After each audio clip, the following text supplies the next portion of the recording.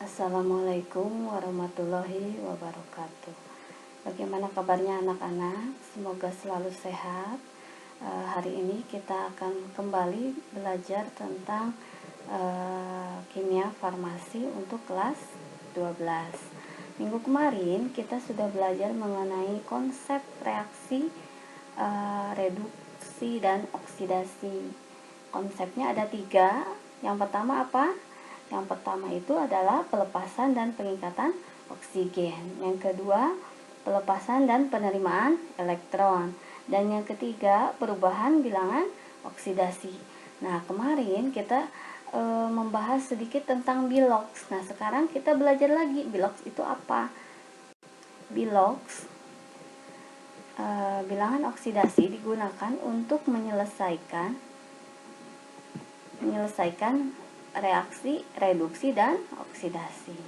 Bilangan oksidasi adalah banyaknya muatan listrik dari unsur yang bersangkutan dalam senyawanya. Jadi ada 8 aturan untuk menentukan Bilox.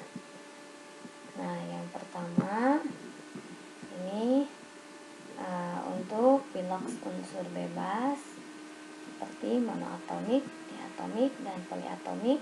Ini atomnya 1, ini atomnya 2, ini atomnya banyak ya.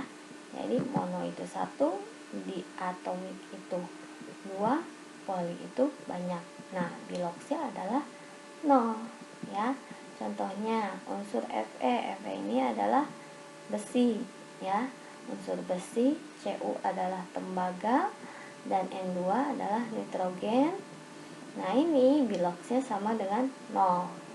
Untuk Bilox atom H dengan senyawa biasanya plus 1, kecuali dengan hibrida. Hibrida itu adalah senyawa yang terjadi antara atom H dan logam ya. Biloxnya minus 1. Jadi kalian ingat, kalau Bilox H biasanya plus 1, kalau misalkan hibrida dia minus 1. Kita lihat contohnya. Nah, Bilox untuk H dalam H2 adalah 0. Kenapa 0? Kalian lihat, ini adalah masuknya unsur bebas. Jadi, Biloxnya 0. Kemudian, Bilox untuk H dalam HCl, kemudian H2SO4, asam sulfat, kemudian NaOH, dan H2O plus 1.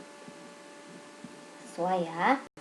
Bilox atom H dengan senyawa biasanya plus 1. Nah, kalau misalkan Bilox H dalam NaH, BaH ini adalah hibrida ya. Jadi natrium hibrida, barium hibrida itu adalah minus 1. Yang ketiga, bilangan oksidasi O dalam senyawa biasanya minus 2 ya. Jadi biasanya itu adalah minus 2. Kecuali dalam peroksida sama F2O. Dalam peroksida bilangan oksidanya min 1. Contohnya hidrogen peroksida, natrium peroksida, dan barium peroksida. Nah, dalam F2O bilangan oksidanya plus 1. Contohnya H2O dan H2SO4. Ini asam sulfat. Nah, untuk bilangan oksidasi logam dalam senyawa selalu positif dan nilainya sama dengan valensi logam tersebut. Contohnya, bilangan oksidasi Na dalam NaCl adalah plus 1. Bilangan oksidasi barium dalam BaSO4 adalah plus 1. Kemudian bilangan oksidasi K dalam KMnO4 adalah plus 1, dan Bilox Cu dalam yang kelima, bilangan oksidasi ion monoatomik sama dengan muatan ion tersebut. Contohnya, bilangan oksidasi Cl dalam Cl min. Ya, ini udah kelihatan nih ya. Min berarti ini nggak ada min 2, min 3-nya, berarti ini min 1. Jadi Bilox Cl dalam Cl min adalah minus 1. Bilox Ca dalam Ca2 plus udah pasti plus 2. Bilox Al dalam Al plus bilox Al dalam Al3 plus adalah plus 3. Jadi kalau misalkan kalian ditanya Cl min biloxnya berapa, jangan bilang kalian nggak ngerti, kan udah tahu kalau Cl min udah pasti itu minus 1. Ca2 plus berarti 2 plus ya. Kemudian untuk nomor 6, jumlah bilangan oksidasi seluruh atom dalam senyawa netral sama dengan 0 ya. Contohnya K2SO4. Yang ketujuh, bilangan oksidasi ion poliatomik sama dengan jumlah muatannya. Sama, mirip kayak yang tadi ya. Nih, jumlah bilox SO42-. Berarti biloxnya adalah minus 2. Cr2O72-. Berarti biloxnya adalah minus 2. Yang kedelapan, untuk unsur non-logam dan beberapa unsur yang memiliki valensi lebih dari 1, bilangan oksidasi biasanya dicari berdasarkan perhitungan. Contohnya ini ya, tentukan bilox S dalam H2SO4. H2SO4 itu apa? Asam sulfat. Jawab. Mencari bilox langsung ya, 2 kali bilox atom H. Kenapa 2? Karena H-nya ada 2. Bilox atom S, S-nya 1. Lihat ya, ininya 1. 4 kali bilox O. Nih, O-nya ada 4. Nah, ini langsung bilox H itu kan 1. Jadi 2 dikali 1 ditambah bilox atom S, ini yang dicari.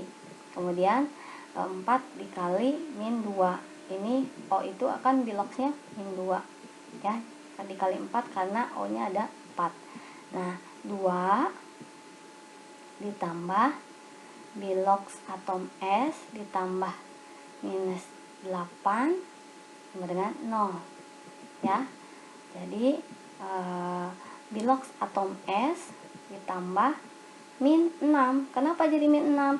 Ini kan 2 ditambah minus 8 itu adalah min 6 sama dengan 0.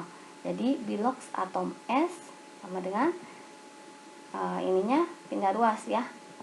Jadi yang tadinya minus jadi plus. Jadi bilox atom S sama dengan 6. Nah, ini penyetaraan reaksi redoks itu yang pertama harus memenuhi hukum Lavoisier dan hukum kekekalan. Nah, redoks itu sendiri apa sih? Reaksi redoks adalah reaksi kimia yang di dalamnya terjadi reaksi reduksi dan oksidasi. Udah jelas ya, namanya juga redoks, reduksi dan oksidasi. Pada umumnya, suatu persamaan redoks harus memenuhi ini tadi ya, yang Ibu jelaskan. Jadi hukum Lavoisier itu jumlah atom sebelah kiri sama dengan atom yang sebelah kanan ya, jangan sampai berat sebelah. Yang kedua, jumlah muatan sebelah kiri persamaan reaksi sama dengan sebelah kanan, sama ya, agak-agak mirip ya. Jadi ya intinya yang kanan, persamaan kanan harus sama dengan yang kiri. Nah, cara penyetaraan redoks ada 2. Yang pertama metode setengah reaksi, ini disebut juga metode ion elektron. Yang kedua adalah metode bilox.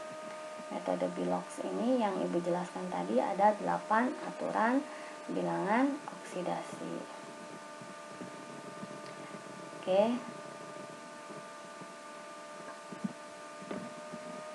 Contohnya ini JNS ditambah HNO3 menjadi JNSO4 ditambah NO ditambah H2O.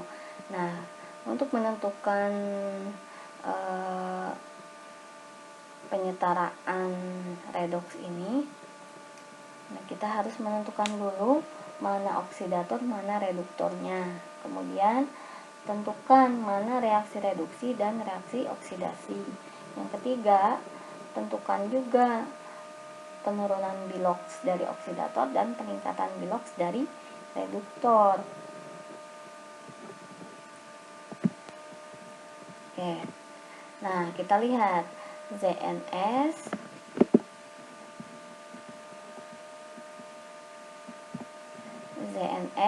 menjadi ZnSO3 ini dari minus 2 menjadi 6, berarti dia 8 ya. Kemudian dari HNO3 ini plus 5 menjadi 2. Dari 5 ke 2 berarti dia mengalami penurunan ya. Oke, jadi udah kelihatan oksidatornya berarti HNO3 ya. Oksidator berarti yang mengoksidasi ya. Berarti dia mengoksidasi ya, oksidatornya HNO3. Yang reduktornya ZNS ini ya. Kemudian reaksi oksidasi ZNS menjadi ZnSO4. Kenapa reaksi oksidasi? Kalian lihat ini dari minus 2 menjadi plus 6. Dari minggu kemarin kita belajar kalau ada peningkatan berarti dia oksidasi, kalau ada penurunan berarti reaksi reduksi. Mana yang reduksi? Nih, HNO3 menjadi NO, benar nggak? HNO3 kan plus 5 menjadi plus 2, berarti dia turunnya 3 ya. Nah, yang ketiga, penurunan bilox oksidator. Mana yang tadi oksidator? Ini kan oksidatornya dia HNO3.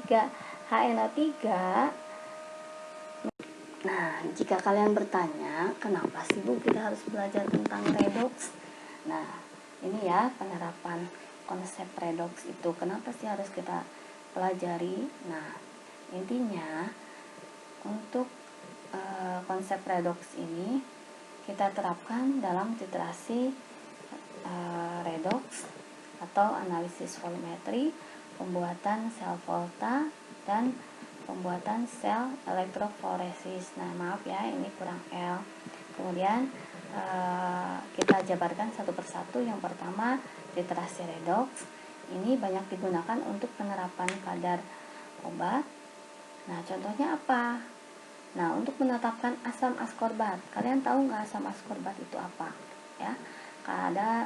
Asam askorbat itu adalah vitamin C ya. Vitamin C ini titrasi iodimetri itu adalah menggunakan titrasi redox atau hidrogen peroksida yang menggunakan titrasi permanganometri ya. Jadi yang pertama konsep redox itu digunakan untuk penerapan penentuan kadar obat ya. Jadi kadar obat vitamin C dalam suatu tablet itu berapa, kita titrasi, kita tentukan dengan prinsipnya redox. Yang kedua, pembuatan sel volta. Sel volta itu sebenarnya sering kita pakai di kehidupan kita sehari-hari. Contohnya adalah aki dan sel kering baterai ya. Jadi itu salah satu sel volta ya. Kita akan pelajari di minggu-minggu berikutnya. Jadi sel volta ini prinsipnya menggunakan reaksi redox. Nah, reaksi ini disertai dengan perubahan energi kimia menjadi energi listrik ya. Jadi jangan kaget lagi kalau misalkan ibu tanya reaksi redox itu digunakan untuk sel volta. Nah, contohnya adalah reaksi untuk pembuatan sel aki dan sel kering untuk batu baterai. Yang ketiga, pembuatan sel elektrolisis.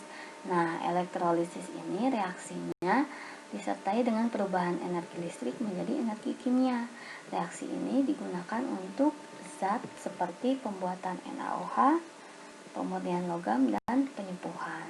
Ya, penyempuhan itu adalah pelapisan logam dengan logam tipis yang lain. Ya, namanya penyempuhan. Itu adalah presentasi dari Ibu. Semoga bermanfaat, tetap semangat, dan semoga tetap semangat untuk belajar kimia farmasi.